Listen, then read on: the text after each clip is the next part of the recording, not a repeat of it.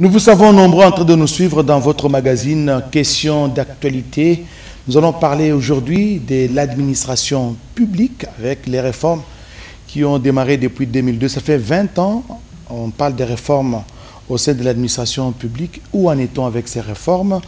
Et quelles sont les avancées qui ont été enregistrées depuis le lancement de ces réformes au sein de l'administration publique? Et pour en parler, j'ai invité pour vous M. Justin Mutumosi Mukala. Il est directeur, chef des services des ressources humaines à la vice-primature de la fonction publique.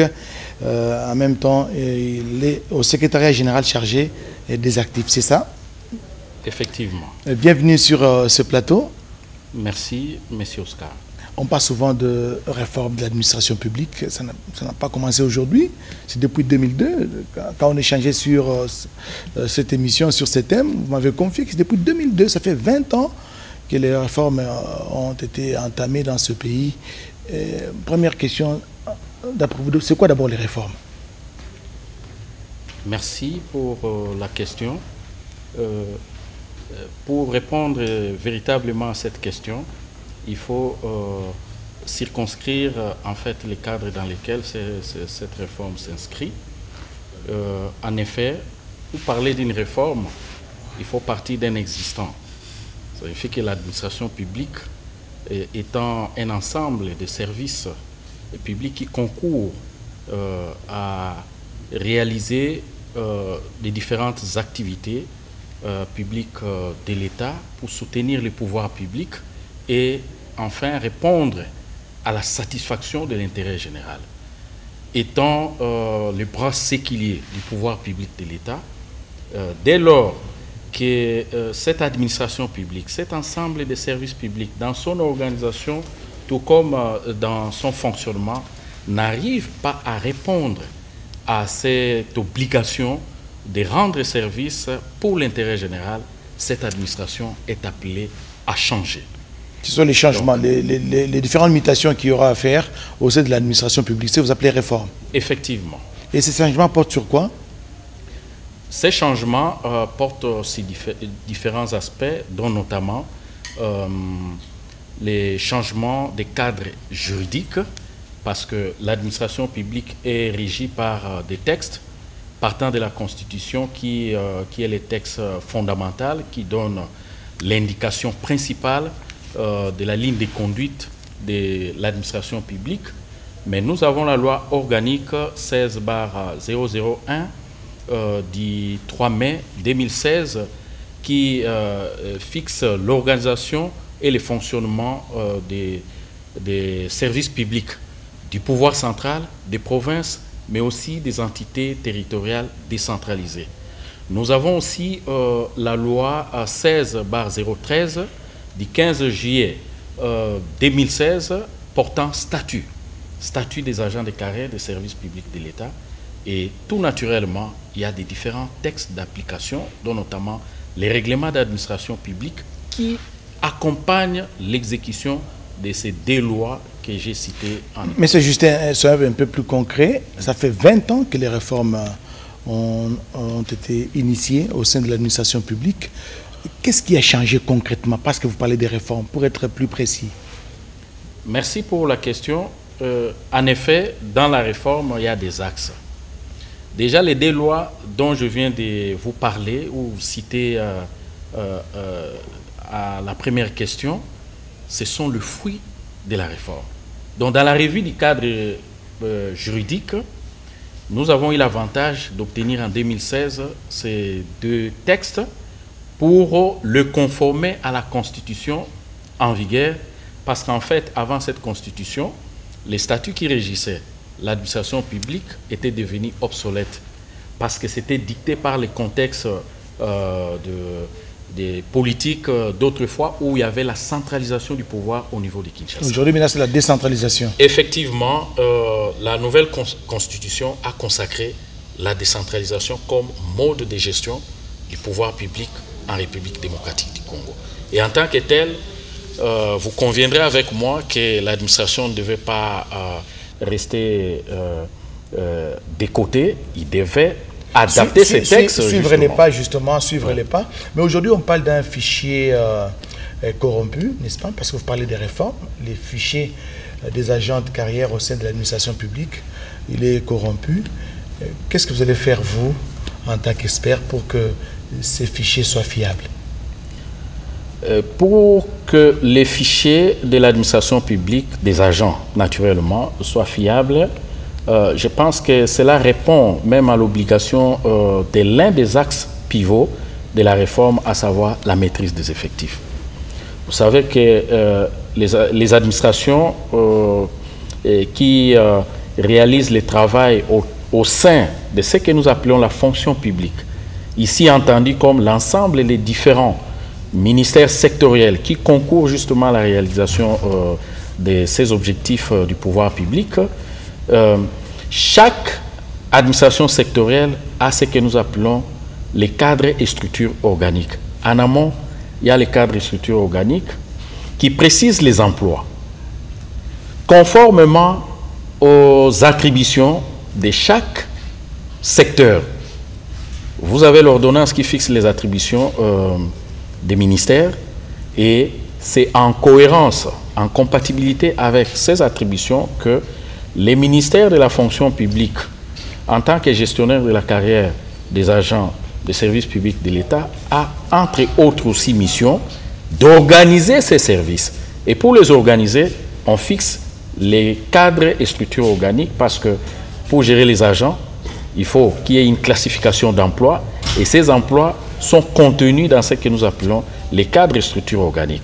Et dedans, on précise d'un côté les emplois, les exigences de ces emplois, mais aussi les profils des animateurs et en déterminer les volumes du travail qui doit être réalisé tout en prenant en compte des effectifs des agents qui doivent être mis en contribution pour réaliser ce travail. Et puisque vous parlez, oui, allez-y rapidement.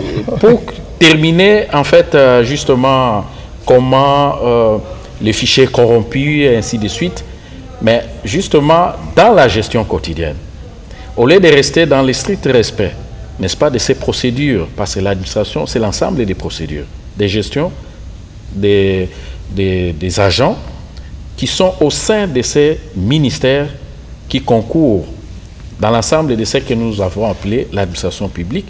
Et il y a la norme.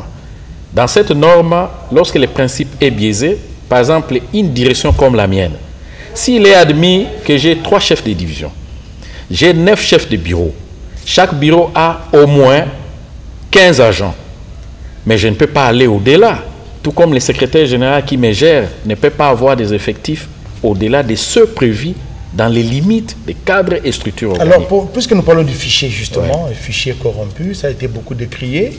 Il y a des fictifs, n'est-ce pas? Des vrais faux agents, que moi j'appelle comme ça. Et ils sont là, chaque mois, ils vont à la banque, ils touchent, et tout et tout. Maintenant, comment débarrasser ces fichiers de ces agents fictifs? Des gens peut-être qui sont déjà morts depuis 10 ans, 20 ans, mais leur argent continue à sortir et les trésors publics est en train d'être saignés en blanc. Merci pour l'insistance quant à cette préoccupation de l'assainissement du fichier des agents des carrières des services publics de l'État.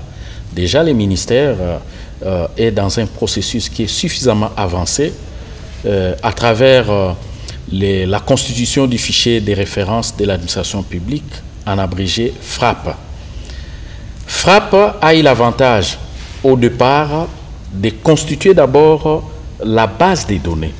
La base des données est partie des listes déclaratives présentées par chaque administration sectorielle qui gère les agents des carrières des services publics de l'État.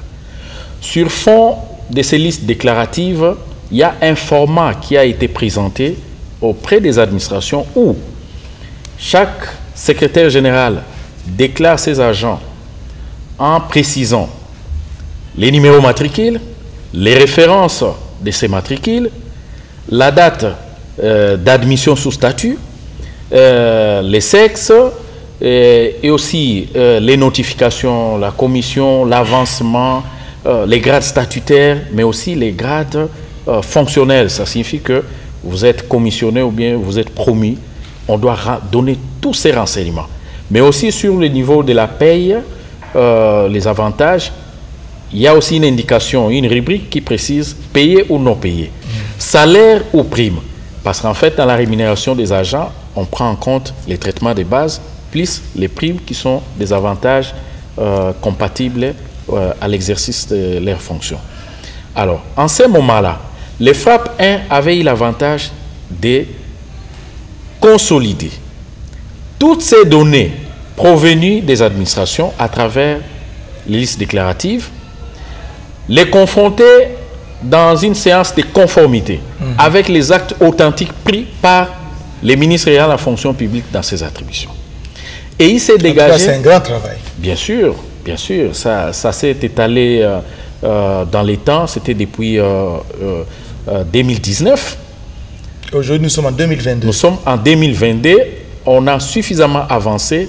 Après ces premiers travaux de mise en commun, de vouloir conformer les effectifs déclarés par les administrations avec les actes authentiques détenus par les ministères gestionnaires que nous sommes allés consulter aussi la base du fichier paye. On a croisé les données pour en ressortir les résultats suivant les tableaux comme les collègues Ndefo, que je salue en passant, ne cesse de les dire. Il y a les premiers tableaux de ceux qui sont en ordre, ça signifie sur base de cette conformité, il n'y a rien à reprocher. Il y a la catégorie de ceux qui se retrouvent avec les matricules d'emprunt. Matricule d'emprunt, ça veut dire qu'il est dans... Ça veut dire qu'il a été déclaré par son administration, mais l'arrêté qu'il détient ne lui appartient pas. Ah, ne lui appartient pas, ça veut dire... Ne l'appartient pas, donc il est détenteur d'un arrêté. L'intitulé de l'arrêté peut être vrai, mais l'identité qui est référencée par rapport au matricule dans cet arrêté ne lui appartient pas. C'est tout le sens des réformes que vous initiez pour éviter tous ces désordres et que le fichier qui sera issu justement de ces réformes soit un fichier fiable, authentique, et que les gaps qui auraient été trouvés en termes de rémunération, par exemple, puissent être reversés dans les trésors publics. Mais bien sûr, parce qu'on a parlé de FRAP 1, après ces observations, le ministère a renvoyé ces données avec toutes ces observations auprès des administrations qui avaient donné les renseignements des agents pour que chaque agent, celui qui manque par exemple la date de naissance, la composition familiale, devait donner ces renseignements pour que finalement qu'on puisse certifier. Et le travail a été fait en octobre 2020 à l'hôtel Vénus, où nous avions invité chaque directeur des ressources humaines, mes collègues, leur capital humain, mais aussi leur gestionnaire du personnel, pour venir certifier les données qu'eux-mêmes ils avaient transmises, mais en prenant en compte les observations qui étaient émises après l'évaluation des premières données, ce qui nous a permis de basculer dans FRAP 2. FRAP 2 aujourd'hui, les collègues Ndefo, comme je l'ai cité, aura l'avantage certainement dans les jours qui viennent de clarifier davantage. Ce FRAP 2 aujourd'hui a eu l'avantage de dégager des agents en situation litigieuse, flagrante, de telle sorte que le VPM, Jean-Pierre Liao, que je salue, qui m'a autorisé, parce qu'en tant que fonctionnaire, il ne m'a pas autorisé de venir parler dans la presse, mais c'était sur son instruction. Excellence, toute ma révérence pour cette opportunité que vous m'accordez pour éclairer l'opinion. Justement, vous levez un pas du voile parce qu'il y a beaucoup de questions qui se posent par rapport à l'administration publique. D'ailleurs, nous avons vu le vice-premier ministre, ministre de la fonction publique, Jean-Pierre Liao, faire une tournée à travers la province. Il a été dans le Haut-Katanga, il a été dans plusieurs provinces. À Goma, Bukavu. Au nord Kivu, au sud Kivu. Dernièrement, il était dans les Grands Équateurs, n'est-ce pas? Et il a annoncé l'admission sous statut de plus de 2000 agents de carrière des services publics de l'État. Ça se passe comment pour que quelqu'un soit admis comme agent de carrière sous statut? Merci. Il faut préciser ici que les tournées de son Excellence, Monsieur le Vice-Premier ministre de la fonction publique, étaient dictées pour des objectifs. Le premier, c'était le lancement du processus d'immatriculation des agents des carrés de services publics de l'État des différentes provinces au sein de la Caisse nationale de sécurité sociale des agents de l'administration publique, CNSAP en sigle. Et les deuxième objectif était d'échanger avec les agents. Comme ici à Kinshasa, il a instauré des audiences foraines qu'il a baptisées à l'écoute. À l'écoute des agents sans protocole. Phare à phare. Phare à phare, donc sans protocole. Donc il n'a pas besoin qu'un agent se fasse accompagner de son chef hiérarchique. Ça, c'est quand même une innovation, ça n'a jamais existé. Nous sommes dans la réforme, justement. Donc, c'était pour ces deux grands objectifs pour lesquels l'autorité est allée palper du doigt les réalités, faire un peu l'état des lieux de l'administration publique au niveau des services déconcentrés en province, pour se faire une idée concrète de manière à ce que, au niveau de Kinshasa, qui voient par rapport à la vision qui est la sienne, celle justement d'innover, de donner des nouveaux paradigmes de gestion, et répondre aux desiderata. Il y a beaucoup de problèmes qui se posent au sein de l'administration publique, notamment les cas de l'assainissement du fichier de référence. Et donc la maîtrise des effectifs. Tout naturellement.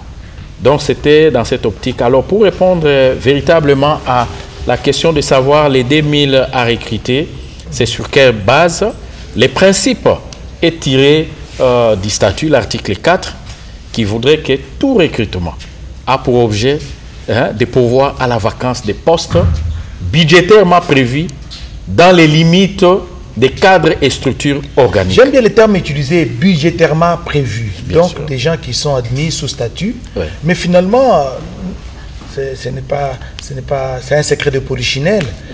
Tout le monde le sait. Il y a des gens qui sont admis sous statut, budgétairement prévus, pour reprendre votre expression. Mais finalement, ils font 5 mois, 6 mois, parfois 1 année, 2 mois, ils ne sont pas payés. Voilà la réforme. Pourquoi la réforme intervient? J'ai dit en liminaire que les principes tels que dictés par les textes qui régissent l'administration publique ont été bafoués par les gestionnaires que nous sommes. Ce qui fait qu'au lieu de respecter les textes, j'ai parlé ici des cadres et structures organiques qui précisent les emplois, leurs exigences, mais aussi les profils des animateurs qui doivent les occuper, de telle sorte que s'il y a besoin de recruter, c'est en compatibilité des postes vacants budgétairement prévus. Lorsqu'on recrute, c'est sur concours, mais aussi sur titre. Pour certains emplois spécialisés qui requièrent une expertise spécialisée, on n'a pas besoin des concours, mais dès que l'expert est là, on évalue juste son dossier et puis l'autorité prend l'acte d'engagement, d'admission sous statut. Alors, tant qu'on ne respecte pas les limites de ces cadres organiques budgétairement prévus, parce qu'au niveau... Qui est censé respecter ça? C'est nous les gestionnaires. Donc il y a eu faille. Voilà. C'est pour cela la réforme est intervenue pour nous rappeler à l'ordre. On doit respecter les textes. Parce qu'aujourd'hui, le VPM ne cesse d'insister sur le fait qu'il est inadmissible que l'État engage les gens, mais qui ne sait pas payer. Aujourd'hui, vous avez changé les fusils d'épaule. Avant d'engager, on se rassure d'abord que dans les budgets, il y a de l'argent pour payer ces gens. Il faut qu'on fasse des prévisions. Lors du processus de recrutement, on a identifié les postes. C'est prévu dans les cadres organiques. C'est budgétairement prévu, oui, mais prévu lors de la conférence budgétaire, nous prenons la ligne de conduite de défendre cela, parce que nous savons que l'année prochaine, nous aurons par exemple les 2000, comme vous avez dit, et dès que les budgets adoptent et la ligne dans la ligne budgétaire existe. Voilà, la ligne budgétaire existe, mais chaque fois quand on doit recruter, il faut qu'on soit en ordre. Mais ça prend beaucoup de temps, les gens sont recrutés, on peut faire 2 ans, 3 ans, voire 8 ans. Bon, là, ce sont des cas qui, en principe, ce sont des cas qui n'étaient pas budgétisés a priori, ce qui fait que ça nous a mis beaucoup en difficulté. Mais il faut avouer aussi que les pays s'est retrouvé à un certain moment dans des contraintes budgétaires par rapport à d'autres exigences par rapport à la vie de la nation, parce que la nation, ce n'est pas seulement l'administration publique, Donc on ne peut pas avoir un budget à 50% rien que pour la part des administrations. Voilà, loin de moi l'idée d'être pessimiste. Monsieur Justin, j'ai une question qui me taraude l'esprit. Est-ce qu'un jour, cette question de NP, des non-payés, des NU, des nouvelles unités, pourra se terminer dans ce pays? D'autant plus que les réformes viennent de prendre, cette année, viennent de totaliser 20 ans de réformes. Et on a toujours des nouvelles unités, on a toujours des non-payés, mais et pourtant qui travaillent et qui rendent service à la nation. Merci pour cette question qui nous touche tous, parce qu'en fait, c'est une question de haute portée sociale, ça a un caractère vital. Un père de famille qui travaille, mais qui n'est pas payé. Il dépense son transport, il va chaque jour au travail. C'est là la question. Et de mon point de vue, et c'est l'avis aussi du ministère qui gère la question, et avec les leaderships de son Excellence, Monsieur le Vice-Premier ministre, je crois que cela va prendre fin. Je crois... Dans un avenir proche. Comme nous sommes dans un processus et déjà l'éclat a été donné, le déclic a été donné avec la vague de 22 000 mécanisés au dernier trimestre 2021. Qui aurait cru, même moi-même, en tant que fonctionnaire, depuis que je suis fonctionnaire, je n'ai pas encore vu une vague aussi importante des agents mécanisés. Ceux-là, quand même, ils touchent quand même leur salaire. Mais bien sûr. Donc, nous avons pris la mesure de cet enjeu, de cette question de haute portée sociale et nous sommes en train de programmer séquentiellement ces vagues selon que les services d'assiette vont aussi augmenter, n'est-ce pas, les trésors publics pour pouvoir assurer la prise en charge de tous ces agents qui ont accumulé autant d'arriérés de salaires. Mais la question importante, c'est qu'ils commencent d'abord à être mécanisés parce que c'est un droit. La rémunération, c'est un droit. Donc j'y crois que la situation des NP doit prendre fin. Quant au temps précis, il ne m'appartient pas de le dire tout haut ici, mais comme nous sommes dans un processus qui est déjà déclenché, et je puis avouer avec le leadership du VPM, nous y arriverons. Vous parlez des agents sous statut et des agents mécanisés. Il y a une différence? Des agents sous statut, ce sont des agents qui ont suivi les processus normaux de recrutement jusqu'à l'admission sous statut, parce que l'article 11 du statut rappelle que tout agent porte un numéro matricule. Et ce numéro matricule lui est attribué par les ministres ayant la fonction publique dans ses attributions. Lorsqu'on parle de la mécanisation, dans la pratique administrative, c'est la prise en charge de la rémunération. On a engagé... On peut être sous statut, n'est pas mécanisé. Oui, mais nous citons les cas des agents dits NP, donc non payés. Donc du moment où on va les soumettre à la prise en charge, c'est là où nous parlons de la mécanisation. Donc l'acte de sollicitude auprès de la paye pour que ces agents soient payés, c'est ce que nous appelons la mécanisation. Donc les deux opérations peuvent se faire concomitamment. Admission sous statut en même temps mécanisé, ou bien admission sous statut, 5 ans après, vous êtes mécanisé. Non, la logique voudrait que l'on soit d'abord, pour être mécanisé, il faut d'abord être reconnu comme agent de carrière de service public de l'État. Et pour être revêtu de cette qualité d'agent public de l'État, de l'agent de carrière de service public de l'État, il faut être admis sous statut. Donc la mécanisation, c'est la conséquence logique. Vous êtes admis sous statut, mais on ne se limite pas là. On doit vous notifier cette admission sous statut pour vous donner droit à jouir à cet acte de matricule qui vous est octroyé par l'État. Ensuite, il y a la mise en service qui passe par ce qu'on appelle la commission d'affectation. On vous met en service parce que lorsqu'on doit vous mécaniser, on valorise le travail que vous avez réalisé. L'État paye un travail fait. C'est pour cela qu'on ne peut pas avoir dans un coin, dans une administration, les agents qui ne travaillent pas, mais qui sont rémunérés. Donc ça, c'est pas normal, c'est pas normal. Voilà, Monsieur Justin, vous gérez en même temps l'École nationale de l'administration publique, l'ENA. Mais avant qu'on en arrive là, je voudrais qu'on revienne un peu sur les principes ou les conditions de recrutement. Comment arrivez-vous à recruter? Quels sont les critères qui président au recrutement des agents de carrière de l'administration des services publics de l'État? Ou bien ce sont des recommandations parce que c'est le fils tel, ou bien il appartient à tel parti politique, il faut les engager en masse. Quelles sont les conditions, les critères? Parce que parfois il n'y a pas des avis d'appel, d'offres. Vous apprendrez seulement, on a engagé 2000 personnes. Les autres, les uns se demandent, d'autres personnes se demandent quand est-ce qu'on a lancé un avis d'appel d'offres, mais comment ces gens-là, ils ont été contactés comment? Et nous autres, nous sommes en train de trimer, de chômer. Merci pour cette question très importante. Je pense que j'ai cité l'article 4 du statut, qui est les principes. Là, c'est la spécialisation. Il y a des gens qui sont dans le domaine de spécialisation. Pas forcément. Ça signifie que c'est un principe. Tout recrutement, c'est comme cela que c'est libellé dans les textes, dans la loi, les statuts. Tout recrutement a pour objet de répondre à un besoin. Vous l'avez dit, un besoin. Une vacance des postes. Pour parler des critères, d'abord, il faut être congolais de nationalité. Il faut être congolais. On ne va pas engager dans l'administration publique un expatrié. Deuxièmement, il faut avoir l'âge requis. L'âge minimum, c'est 18 ans.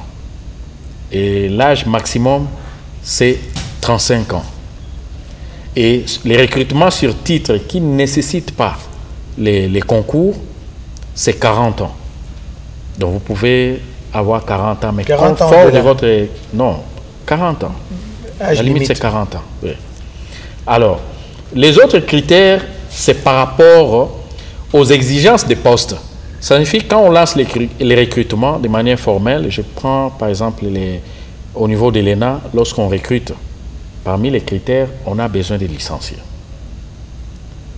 De n'importe quelle option, que ce soit économie, les sciences politiques et administratives, les droits, mais que vous soyez détenteur du titre de licence. Alors, si vous n'avez pas ce niveau requis, donc on vous met de côté. Quand bien même l'on reconnaît qu'au sein de l'administration publique, mais là, au niveau de l'ENA, c'est pour répondre aux besoins du rajeunissement. Les énarques qui sont formés, pour ne pas anticiper certainement... Moi la question que je voulais vous poser, c'est celle de savoir, est-ce que vous lancez des avis de recrutement? Ou bien les gens sont surpris de suivre la télévision, il y a une liste, on a engagé 1000 personnes, on a engagé 2000, on a engagé 5000 personnes. Est-ce qu'il y a des avis qui sont lancés, ou bien ça s'est fait à huis clos? Non. Je dois avouer de manière honnête, avant la réforme, ça se faisait d'une manière cavalière. Mais à partir du moment où nous sommes lancés dans la réforme, les choses se passent de la manière la plus ouverte. Je prends les deux programmes de rajeunissement. Il y a les jeunes professionnels. J'ai eu l'avantage d'aller sensibiliser dans mon Kwilu natal, sinon d'origine, les jeunes universitaires. J'ai dit, n'attendez pas que parce qu'à la fonction publique, le DRH, c'est notre frère du Bandundu, je peux avoir un matricule. Non. Postuler. Il y avait un avis d'appel à candidature. Et les critères de fond, c'était la limite d'âge, mais aussi être licencié. Et ceux qui ont postulé, on avait environ 40 000. C'était en 2019. Mais apparemment, la sensibilisation a été faible. Non, on a reçu beaucoup de questions. Non. Certaines provinces n'ont pas été... Non. Par contre, je prends dans les Maïndombe, il y avait aussi une délégation de la fonction publique, dans les 26 provinces. Mais les jeunes n'étaient pas très intéressés, ce qui fait que leur quota, parce que chaque province devait avoir environ 37 ou 38 candidats à la fin. Mais chez eux, c'était moins de 30. Alors, leur supplice a bénéficié aux autres provinces. Voilà. Oui, puisque nous parlons de l'ENA, l'École nationale de l'administration publique, aujourd'hui, elle semble être en veilleuse. Comment fonctionne cette école aujourd'hui? Tout en respectant votre point de vue, M. Oscar, je pense que l'ENA n'est pas en veilleuse. Vouloir dire que l'ENA est en veilleuse, bon, je respecte votre opinion, mais laissez-moi vous dire que l'ENA est en plein essor. Hier, la 7e promotion a clôturé la formation en classe. Ça signifie que... De combien d'apprenants? Bon, il y a 100 apprenants, au moins pour chaque année, compte tenu de la capacité d'accueil. Jusqu'ici, c'est 100 apprenants. Donc, ils ont terminé la partie théorique. D'ici une semaine, ils seront largués dans les administrations, dans les services publics, même dans les institutions. À Kinshasa d'abord? Pas seulement à Kinshasa, même dans les provinces, partout là où les besoins vont se faire sentir. Donc, c'est pour une période de stage? Même à l'extérieur, 3 mois de stages de professionnalisation. Et après les stages? Quand ils terminent les stages, ils viennent défendre leur jury de fin de formation. Et dès qu'ils terminent ces jurys, suivant les résultats qui seront appréciés par la hiérarchie, ils vont être ceux qui vont être qualifiés, ils seront retenus et admis à titre définitif pour être admis sous statut. Donc vous considérez qu'ils sont les 100 là, ils sont déjà d'office admis sous statut? Non, dire d'office, non. Ça signifie qu'il faut épuiser la procédure par rapport à la formation. C'est l'évaluation qui s'est faite lors du jury qui clôture la formation, qui peut donner l'ouverture. Mais jusqu'ici, je puis avouer que, M. Oscar, toutes les promotions ont satisfait et ont été intégrées normalement au sein de l'administration. Justin Moutoumossi, nous sommes en train de terminer cette émission. Comment vous entrevoyez l'avenir de l'administration publique en RDC? Parce qu'aujourd'hui, cette administration publique porte tous les tares, n'est-ce pas? C'est là qu'on dit qu'il y a des gens qui viennent au travail à 10h, 11h, ils repartent à 13h, et à la fin du mois, ils réclament leur salaire, et ils sont dans les guichets, les distributeurs électroniques. L'administration publique aujourd'hui n'est pas vraiment, entre guillemets, selon certaines indiscrétions, n'est pas vraiment un modèle à suivre. Comment vous entrevoyez l'avenir de l'administration publique, de la fonction publique en RDC? Monsieur Oscar, je respecte une fois de plus votre opinion, mais laissez-moi vous dire que l'avenir de l'administration publique est déjà hissé. Cet avenir est hissé, moi-même là je suis le fruit de la réforme. Parce que pour être directeur, j'ai passé un concours en 2015, concours de promotion, dans le cadre des structures standards. L'avenir de l'administration publique, ce que vous venez de dire, c'est l'image que l'on se faisait de l'administration publique. L'image qui continue à être véhiculée jusqu'aujourd'hui. Je vous mets au défi, demain, à 8h, venez au bâtiment administratif. Vous verrez comment les agents viennent au service et comment les services sont organisés.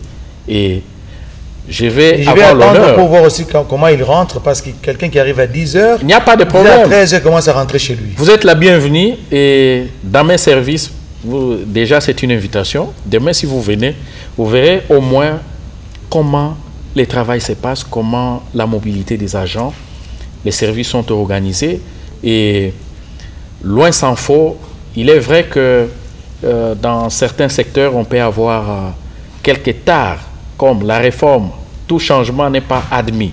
De la même manière, par tous au même moment, il y a de ceux qui hésitent, ainsi de suite, mais je suis convaincu que les changements auxquels nous sommes lancés, eh bien, les résultats vont être satisfaisants parce que nous sommes déjà dans ces résultats.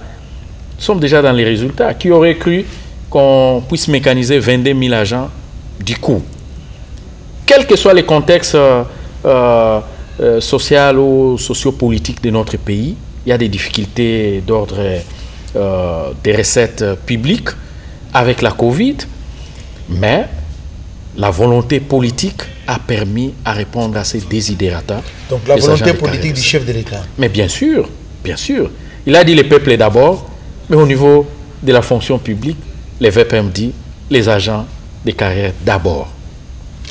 Voilà, une petite question de curiosité, hein, avant de terminer.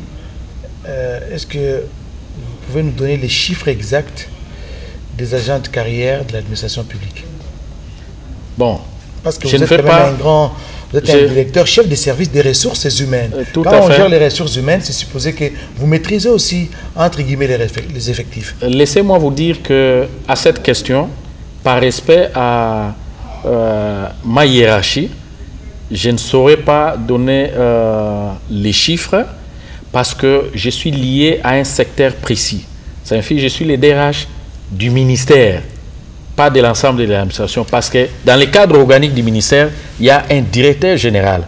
Donc c'est lui qui a ses attributions. Les jours où vous allez l'inviter, eh bien, il va vous donner les chiffres. Merci M. Justin Mutumosi Moukala. Je rappelle que vous êtes directeur chef des services des ressources humaines à la vice-primature, n'est-ce pas, du ministère donc, de la fonction publique. Vous travaillez avec le vice-premier ministre, ministre de la fonction publique, Jean-Pierre Liaou.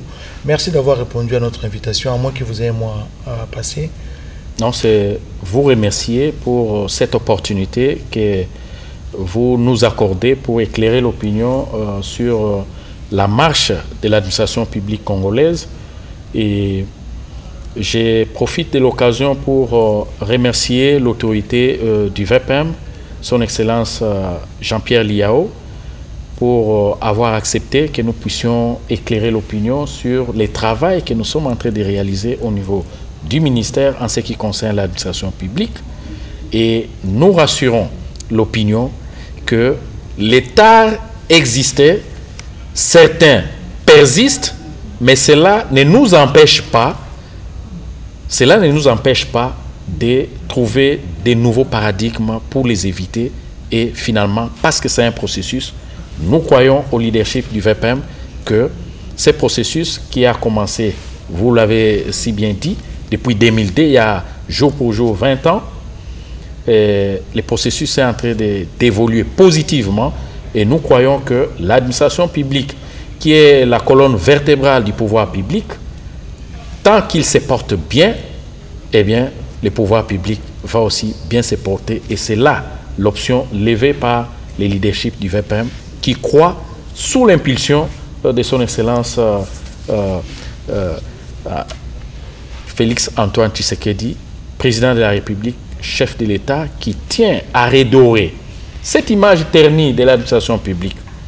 Ce n'est pas pour abuser de votre temps. Quand les Belges sont partis, ils nous ont laissé et l'administration représentait quelque chose en ces temps-là. Et en ces temps, lorsqu'on parlait du fonctionnaire de l'État, mais c'était un monsieur. C'est justement ces lettres de noblesse que vous voulez réhabiliter. Tout à fait. Au sein de l'administration publique. Mesdames, Messieurs, c'est la fin de ce magazine, de cette émission. Merci à notre invité Justin Mutumosi Moukala qui nous a consacré une partie de son temps pour éclairer la lanterne de vous tous qui nous suivez. Merci à vous tous et bon suite de programme sur la RTNC.